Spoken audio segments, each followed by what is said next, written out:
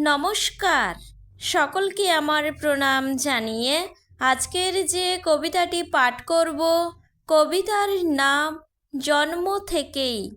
কবি হলেন সুবল চন্দ্র দাস। জন্ম থেকেই চলছি একা, কেউ হলো না সাথী। পথের মাঝে হাজার জন করলো মাতামাতি। নিজের মতো চলেও গেল মনের মাঝে ভেসে, কোথাও কেউ দিল না ঠাঁই আজব এই দেশে।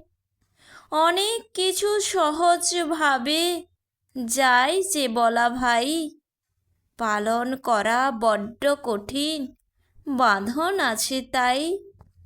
সবার আছে জীবন নদী, কত না তাতে ঢেউ। পাক খেটেছে সবাই ভবে, পার পায় না কেউ। একেলা আসি একেলা যাই, সবটা সবে জানে। নবদেহের গঠন হলে কেউ যে নাই মানে। নমস্কার।